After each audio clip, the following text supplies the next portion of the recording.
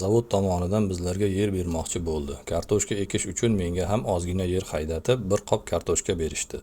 Kartoshka ekdim. Har kuni ishdan bo'shagan vaqtimda kartoshkani chopib, yaxshi mehnat qilar edim. Boshqalarning kartoshkasidan mening kartoshkam 2 barobar hosil berdi. Bir qop urug'dan 20 qop kartoshka oldim.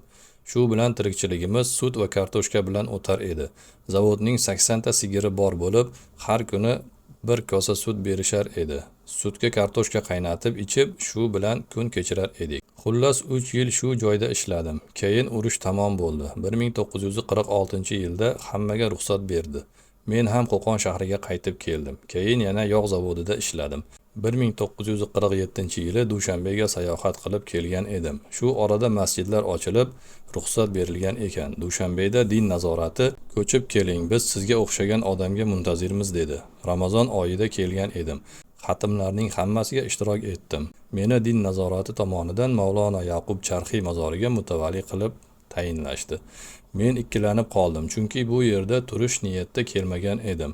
Bola chaqalarim Qo'qonda qolgan. Ular tashvish tortmasin deb istixora qildim. Tushimda bizdek bir mo'ysafid kishi oq otni olib kelib meni mindirdi. Ertalab bu tushimdan qanoat hosil qilib, Hazrati Buzrukvorning bashoratlaridan xursand bo'ldim va shu yerda turishga qaror qildim. Bola chaqalarni ham ko'chirib olib kelishga ahd qildim. Shu bilan hozir turgan hovlimni sotib oldim. Mozorda 1 yil turganimdan so'ng meni din nazorati shaharga olib borib, Hoji Yoqub masjidiga imom xatib qilib tayinladi.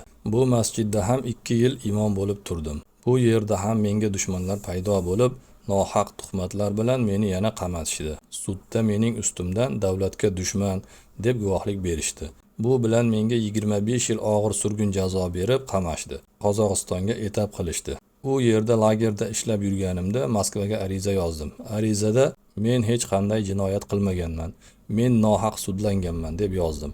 Moskvadan komissiya kelib tekshirdi. Tekshiruvdan keyin meni oqlashdi. 4 oy qamoqda bo'lganimdan so'ng ozod bo'lib, Dushanbega qaytib keldim. Meni nohaq sud qilganlar ishdan olinib, mening haqiqatan ham begunoh ekanim isbot bo'ldi. Keyin meni akademiyaga ishga olishdi.